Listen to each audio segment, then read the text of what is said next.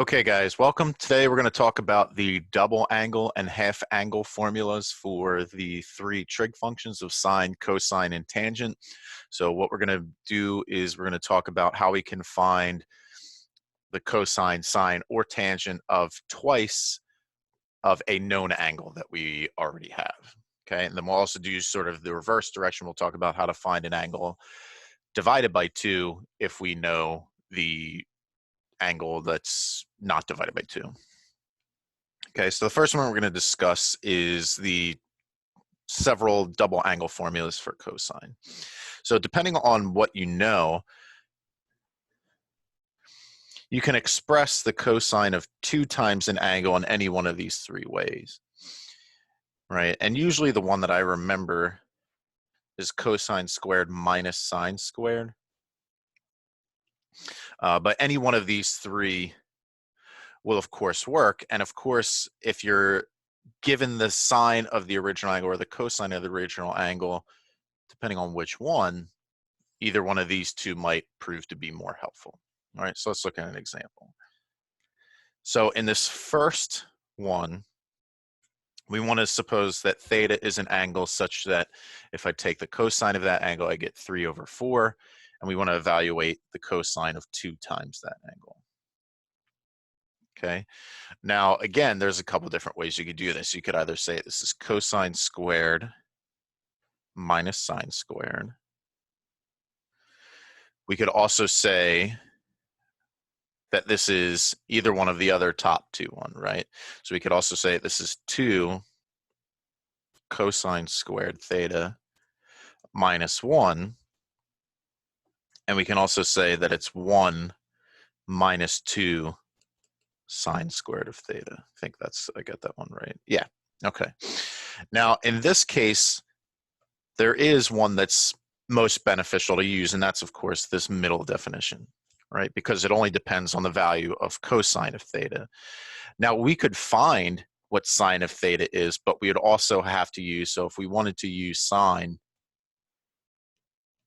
of theta, we would need to use cosine squared plus sine squared is equal to 1 in order to find sine first, right? So the easier way is to use the second formula, right? Because it only depends on the cosine of theta. So we could say that the cosine of 2 theta is equal to 2 times what the cosine of theta squared is. So that's 3/4 squared, and then minus 1. Right, so then we could say that this is 2 times, now if we square that, we'll get a 9/16 minus 1. And then if we multiply through, we can simplify, and this would become a 9/8 minus 1. So this would leave us with a 1/8. So we could say that the cosine of 2 theta would then have to be 1/8. And of course, you could verify this using the other ways, but in order to do that, you would first have to find sine by using this identity. All right, so in this case, it's probably easiest just to use the one that only depends on cosine. Okay, now the next double angle formula, of course, is for sine. All right, I'm going to give myself a little bit of room here so we can look at an example of this. So the double angle formula for sine says that if we want to find sine of 2 theta, then we take 2 and we multiply it by the cosine of theta and the sine of theta.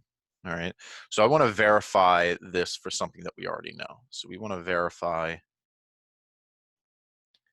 that sine of 60 is equal to square root of 3/2 by using sine of 60 equals sine of 2 times 30 and this double angle formula.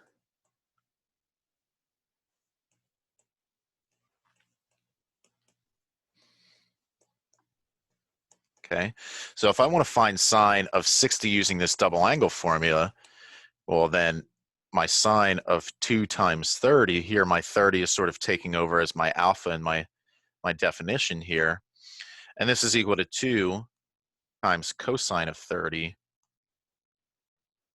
times sine of 30. All right, well, if we find this, cosine of 30 is a square root of 3 over 2, right? And sine of 30 is 1 over 2.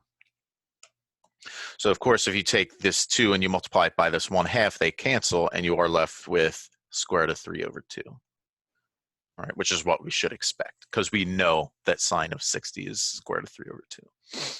Okay, so that's a demonstration of the sine double angle formula. Okay, now for tangent, the double angle formula is given by 2 times tangent of theta over 1 minus tangent squared of theta. And you can essentially use the combination of, because you know that tangent of 2 theta is sine of 2 theta over cosine of 2 theta. And then you can use the double angle formulas for sine and cosine. So we could say this is a 2 times a cosine of theta times a sine of theta. And let's see, I think the one that we want to use here is we want to use the, let's see, I guess we would want the 1, let's see, minus 2 sine squared. No, I guess we want the cosine one actually. So I guess we could use the 2 cosine squared theta minus 1. Is that the one I want to use? Let's see. Let's try it. Okay, so now I think the trick here is that if we divide everything through by a cosine, will that get us what we want? No, I think we need, let's see, let's try. So I need a tangent in the top, so it looks like I would need to divide through by cosine. So I think if we use the, let's see, so if I have cosine squared minus sine squared, and if we divide through on the top and bottom by 1 over cosine, then we can say that the top is a 2 times sine of theta. Yeah, I think this will eventually get it. So actually, if I divide top and bottom by 1 over cosine squared, I'll get a sine over cosine in the top, which is what we want. And then we'll get 1 minus sine squared over cosine squared. And of course, this is 2 tangent of theta over 1 minus tangent squared. Okay, so you can sort of show that that's where that formula is going to come from for tangent. All right, but if we do an example with that, we're going to suppose that we have tangent of theta is equal to 5, and we'll use that information to calculate tangent of 2 theta. Well, we just showed that tangent of 2 theta is 2 times tangent of theta divided by 1 minus tangent squared of theta. Right? So in this case, we would have a 2 times tangent of theta, which is 5, over 1 minus tangent squared, so 1 minus 5 squared. So we get a 10 over a 1 minus 25. So we get a 10 over minus 24, which of course we could reduce to negative 5 over 12. Okay, so that would be our tangent of theta for this, tangent of 2 theta, sorry, for this case. All right, so that's the idea of sort of using those formulas. Okay. So now what about the other direction? How can we go to find half the angle, right? Now you can sort of use the other angles to, the other double angle formulas to sort of show these, right? So if you remember our cosine of 2 theta, we can say that that is, let's see, and I guess we could use a 2 cosine squared minus 1, right? Well, now if I make a substitution and I call this just theta, that would make this 1 theta over 2, right? So then we could say that cosine of theta, oops, is equal to 2 cosine squared theta over 2 minus 1. All right, and then the idea is that if you solve for this theta over 2, this cosine of theta over 2, you're going to get cosine theta plus 1 divided by 2 is cosine squared of theta over 2. And then once you take the square root of both sides, you are going to get this. All right, so you can sort of use the double angle formula to show the half angle formula. Okay, now the advantage of this is that you can now find exact expressions for some angles that are half of angles that we know, right? So for example, we know that cosine of 30 degrees is square root of 3 over 2, right? Now, you could get cosine of 15 from your calculator, and if you put this in the calculator, you can of course get a number, but you get some unfortunate decimal, right? You get 0.965925, and it goes on forever, right? So this is only an approximation. Now, the advantage of this half angle formula is that we can say that cosine of 15 degrees is cosine of 30 divided by 2. And now we can apply the half angle formula, right? So this is plus or minus. We'll talk about how we know which one we're talking about. This is, of course, plus or minus 1 plus cosine of theta over 2, right? Let me make sure I have that right. Yeah. All right. Now, of course, to get the plus or minus, you just need to know what quadrant you're in. And since 30 degrees is in the first quadrant, and so is 15, we know that cosine is positive in this quadrant, so we want the positive. All right, but now if we plug this in, we want the square root of 1 plus cosine of 30, which is square root of 3 over 2, all divided by 2. All right, now most of the time, you don't want to have this fraction inside another fraction.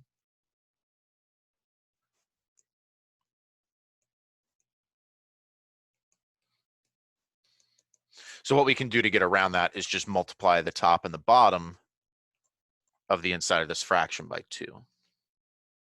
And then that will get rid of our denominator. So if we do this, the top is going to become a 2 plus square root of 3, and the bottom will become a 4.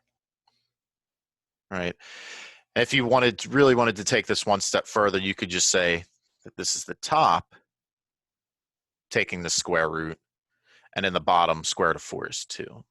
So we could say this is our exact expression for cosine of 15. Right? So the advantage of this is that this is not an approximation. This is an exact answer. Right? But because this is an irrational number with all these square roots, if you just type it into a calculator, you are going to get an approximation. Right? Okay, now let's look at the half angle formula for sine. Right? Now for this one, you can again sort of use the double angle formula for sine to show this, but it's a little bit more work. All right. So just for time's sake, we won't go through it. But the idea is that you could do sort of a similar argument to get the sine of theta over 2. All right, but let's look at this. So again, we want to find an exact expression for sine of pi over 8. All right. Now in degrees, pi over 8, if we want to convert this to degrees, I would multiply by 180 over pi, and my pi's would cancel.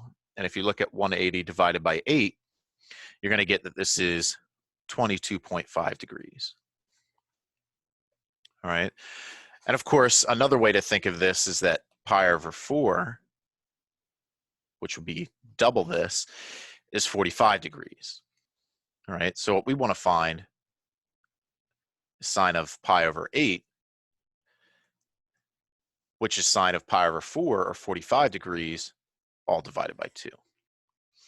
So now if we use the half angle formula, again, we know that we're in the first quadrant.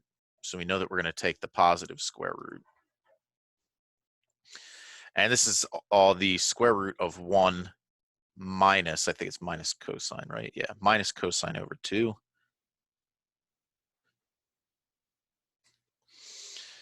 And if we find out what cosine of pi over 4 is, then we'll have our theta. All right, and of course the cosine of pi over 4 is the same as pi over 4, and you would get a square root of 2 over 2. So we'll get that this is a 1 minus square root of 2 over 2, all divided by 2. And if we use a similar trick that we did before, and we multiply the top and the bottom by 2, we'll get that this is a square root of 2 minus square root of 2 over 4, and then put your square root separately on the top and the bottom, and we'll get that this is 2 minus square root of 2, all square root over 2. And this would be sine of pi over 8, which if you want to say in degrees is sine of 22.5 degrees.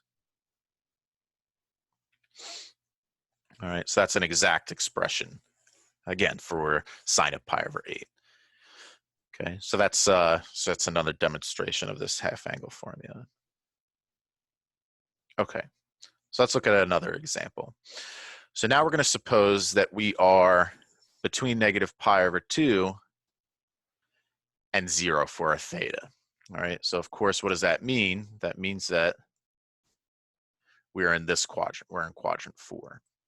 And of course, here your cosine is positive and your sine is negative. All right, now in this case, we have to do a little bit more work. Or I guess not necessarily, right? Because if I want the sine of theta over 2, again, we take plus or minus square root, but since we're in quadrant 4, I know that sine is going to be a negative square root, right? And again, 1 minus cosine of theta over 2, right?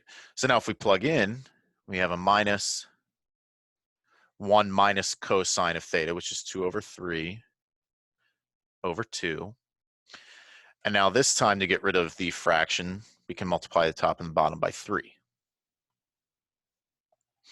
So if we do that, we're going to get a negative square root, and then in the top, we'll have a 3 minus 2 over 6. So we'll get a negative square root of 1/6. So this will be, once we rationalize, a negative square root of 6 over 6.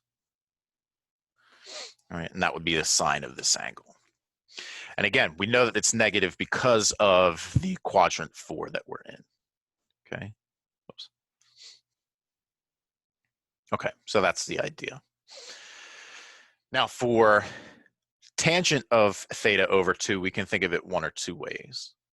All right, and again, you can sort of derive these using the double angle formula for tangent, but we'll skip that sort of showing for this video, and we'll just sort of accept these as fact. Okay, so let's look at, for example, we want to show that tangent of pi over 8 is square root of 2 minus 1. Okay, well, again, if we want to use one of these double angle formulas, or sorry, half angle formulas, we have two options. We can say that tangent of theta over 2 is either, so the first one is 1 minus cosine over sine, and the other one I believe is sine over 1 plus cosine. I think that's what it is. Let me just double check. Yeah. Okay. So in order to find that, we need to think about, well, what is pi over 8 half of? Well, we just saw that we can think of this as tangent of pi over 4 divided by 2, right? So like our theta in this case is like pi over 4. So to get this, I could either do 1 minus cosine of pi over 4 over sine of pi over 4 Or I could find sine of pi over 4 divided by 1 plus cosine pi over 4. All right, but regardless, let's go ahead and we'll calculate this. So if I take 1 minus cosine of pi over 4, we know that that's square root of 2 over 2. And of course, in the bottom, sine is also square root of 2 over 2. Okay, now to get rid of this fraction, we'll take 1 minus square root of 2 over 2, and we'll multiply it by the reciprocal of the bottom. So we'll multiply by 2 over square root of 2. So when we distribute, we'll get a 2 over square root of 2 minus, and then we'll just get 1. And then, of course, if we multiply the top and bottom of this one by square root of 2, we'll get a 2 square root of 2 over 2 minus 1, and then the 2's cancel, and we get what we wanted. We get square root of 2 minus 1. So that's our tangent of pi over 8.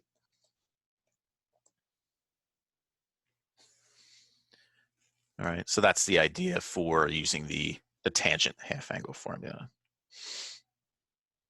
All right, so that wraps this video up on the double angle and half angle formulas. I hope you enjoyed, and I will see you next time.